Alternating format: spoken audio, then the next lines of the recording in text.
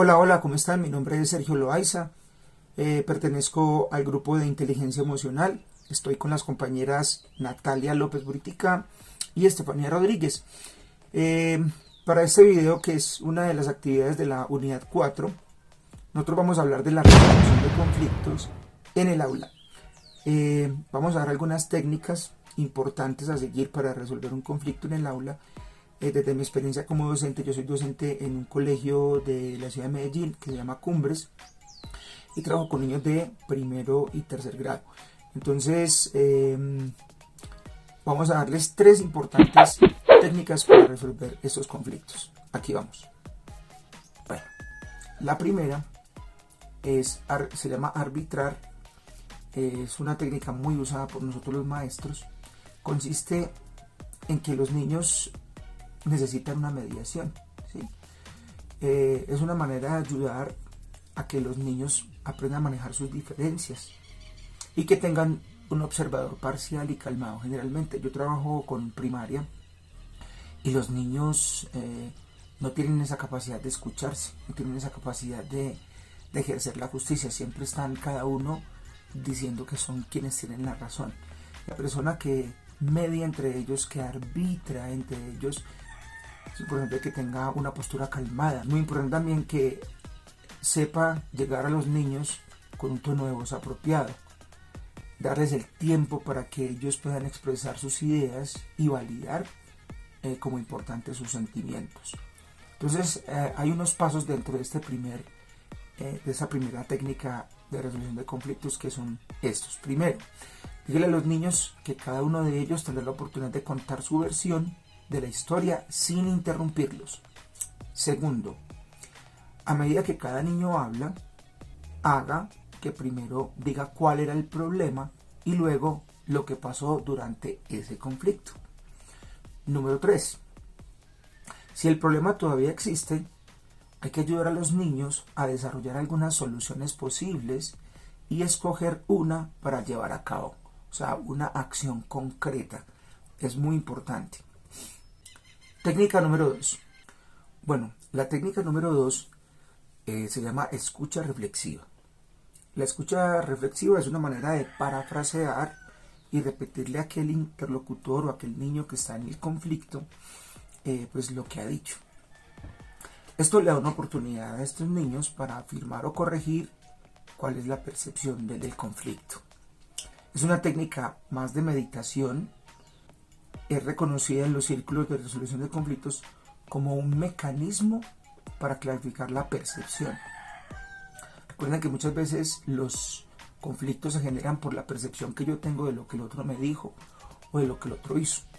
Y muchas veces lo que el otro dijo o hizo no es lo que yo estoy percibiendo. Entonces, por medio de esta meditación o de esta escucha reflexiva, cuando el interlocutor o la persona mediadora empieza a parafrasear la situación del conflicto que le ha contado el niño que está involucrado, puede llevarlo a tener más conciencia de lo que el otro quiso decir y también de cómo lo está transmitiendo quien lo dijo. Esto nos permite identificar claramente lo que las personas sienten y piensan, y también nos ayuda muchas veces a definir claramente cuál fue el problema. ¿Sí? A identificar dentro de este conflicto, esto fue lo que pasó. Pasos para practicar esta técnica de escucha reflexiva. Primero, podemos reflejar. Cuando digo reflejar es cuando repetimos, cuando parafraseamos lo que la persona que está en el conflicto dijo. Lo podemos hacer utilizando frases como en otras palabras o lo que quieres decir es. Segundo, cuando recurramos a parafrasear, intentamos reflejar el contenido emocional al igual que el fáctico. La siguiente fórmula es muy útil para lograrlo.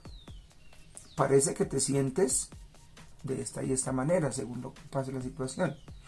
Porque explicaríamos el por qué. El escuchar de manera reflexiva tiende a desacelerar las interacciones. Tengamos presente que está diseñada para clarificar situaciones, no para retardarlas de manera enloquecedora. O sea, es una técnica útil, pero también tiene que ser muy sutil la forma en que el mediador la utilice, porque muchas veces entonces el mediador, si no utiliza las palabras adecuadas, unas palabras conciliadoras, lo que va a hacer es que va a agrandar un poquito más el problema, ¿sí? Me pasa muy seguido en el aula que un niño viene y me dice: Mister, es que tal niño me dijo que yo era un tonto, que yo era un estúpido. Entonces llamo a los niños y le digo, bueno, le pregunto, bueno, Juan, ¿qué le dijiste al niño? Profe, yo le dije que él era muy estúpido. Bueno, ¿y por qué se lo dijiste? Ah, profe, lo que pasa es que yo vi unas caricaturas, y cuando en las caricaturas un niño se cae, y los otros niños le dijeron estúpido. Entonces, como él se cayó, yo le dije así. Entonces, en ese momento es cuando yo le dije: lo que le quisiste decir fue que fue un poco descuidado al caerse. Entonces el niño valida eso y dice: sí, yo lo que le quise decir fue eso. Entonces el otro niño empieza a entender que la palabra estúpida ahí no la utilizó con el hecho de ofenderlo, sino de describir una situación que el niño ha tomado de otro contexto, como es unas caricaturas. Entonces miren que esta técnica funciona en la medida en que yo pueda utilizar las palabras adecuadas. Y la técnica número 3 de resolución de conflictos en el aula es una que yo utilizo muchísimo, pero muchísimo. Y esta técnica funciona muy bien, porque muchas veces nosotros los profes no podemos ir directamente a un conflicto con un niño, porque el niño va a quedar expuesto ante el salón y de pronto entonces los otros lo van a empezar a señalar. Esa tercera técnica se llama contar cuentos y se utiliza precisamente en eso, cuando hay conflictos a nivel general de un grupo. Entonces esta técnica la utilizo mucho en ese tipo de casos en los que necesito intervenir el grupo completo. ¿Qué hago? Simplemente empiezo a contar una historia en la que voy involucrando partes del conflicto, los voy metiendo dentro de la historia para que los niños empiecen a darse cuenta que estamos hablando de lo que está pasando en su entorno, en ese contexto. Y obviamente voy llevando a los niños a que se metan a la historia y ellos mismos vayan proponiendo algunas soluciones. Entonces, ideas útiles para este tipo de resolución de conflictos es esta. Una, cuando la historia alcance el punto del conflicto, hay que detenernos ahí. Y entonces, la niña que era muy grosera con la mamá, esto pasa mucho porque muchas mamás a mí me dicen: no, es que el niño me grita, me dice cosas feas en la casa. Pero una niña de otro lugar que era muy grosera con la mamá. Entonces, ¿ustedes qué creen que debería hacer esa niña? O sea, parar en la mitad del conflicto y decir: bueno, ¿cuál sería esa posible solución para él? Y que ellos empiecen a aportar ideas para resolver realmente el conflicto. Lo segundo es incorporar sugerencias a la historia y llegar a una conclusión. Como lo decía anteriormente en el primer paso de esta técnica, ellos proponen una solución, pero ¿cuál otras sugerencias podrían haber en torno a la situación? ¿Qué le podríamos decir a la niña o al niño que está envuelto en el cuento para que no llegara o para que evitara ese conflicto? ¿Sí?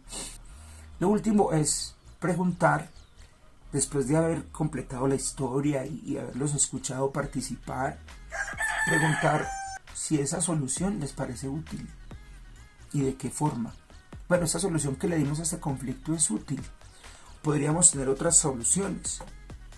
Y de qué forma la vamos a aplicar la próxima vez. Mire, cuando los niños uno les dice directamente algo, generalmente tienden a negarlo, tienden a decir: no, yo no fui, profe, no, es que tal cosa, y se empiezan a justificar. Pero cuando uno los lleva por medio de una historia a darse cuenta de lo que hicieron, generalmente los niños reflexionan y se dan cuenta, sin tener uno que exponerlos, que lo que hicieron no está bien, y seguramente la próxima vez van a actuar de una manera diferente.